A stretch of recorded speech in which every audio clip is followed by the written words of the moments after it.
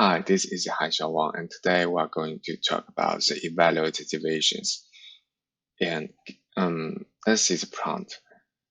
Given the equations and also the values, and we're supposed to return the answers to all the queries. And if the answer cannot be determined, we just return -1.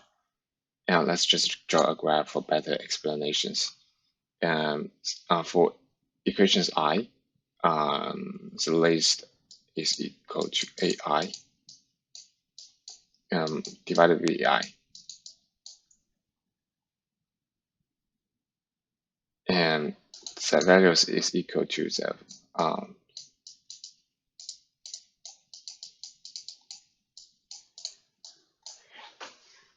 and so the queries is given by we just start from given the equation like this, for example, is x and y, and we should determine the values.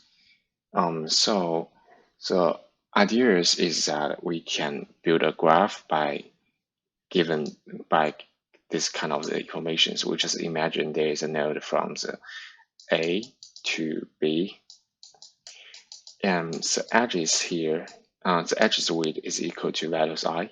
We just write down VI to denote the values. And actually, if we know the values of A divided by B, we also know the values of B divided by A, which is 1 minus VI here. So, and for example, there is a kind of the C here. We know the values of the B divided by C, and we also know the C divided by B.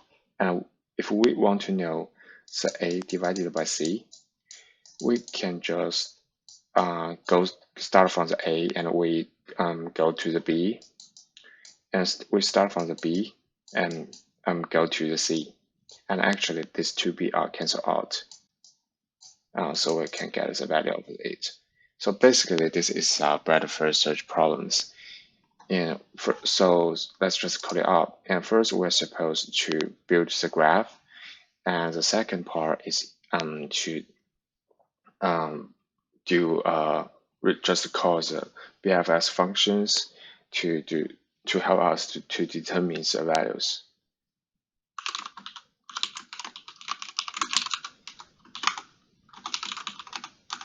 And first, we just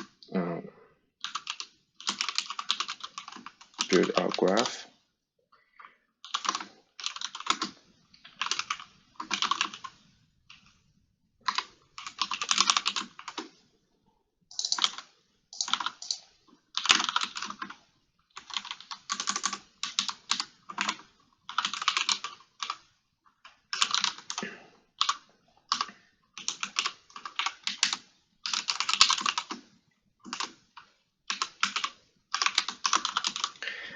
Here we should store its destinations and also the edges width, and because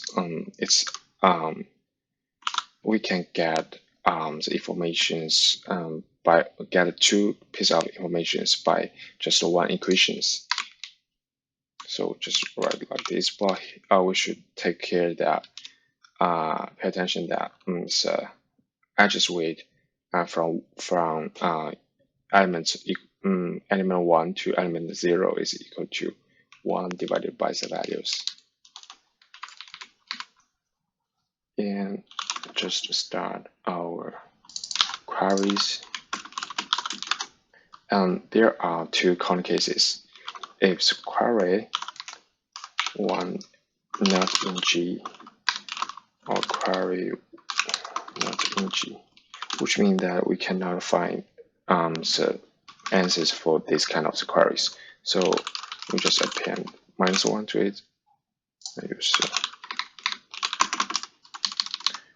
And now if query 1 is equal to query 1, which means that we already get the result, which is 1. So just do not need to call BFS functions. We just return append the 1 to our result.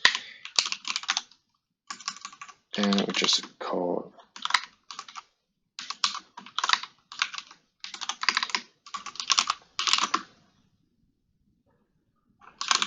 and then we can just start our BFS part, and we should use a visited to denote which number we already visited,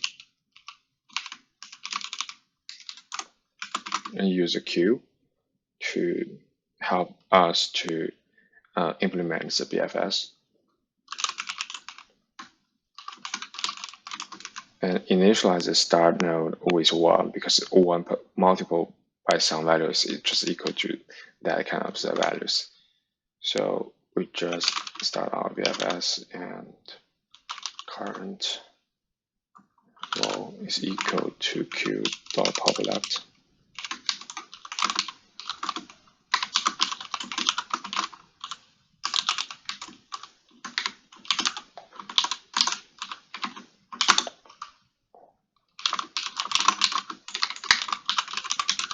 And if its next number is not invisited, and we should check whether it's equal to, and if it's equal to the n, which means that we already find the resolutions, and we just return the row multiple by the current row.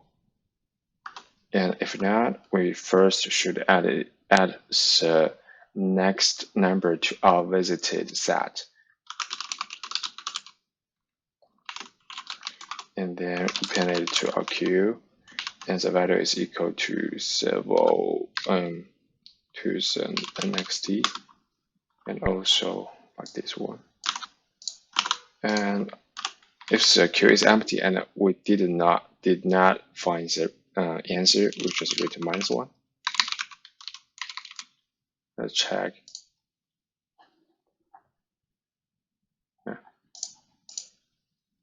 Line 9 we're not in.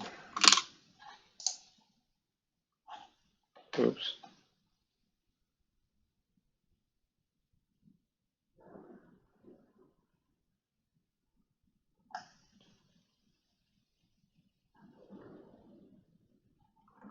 Yeah, I forgot to append to our.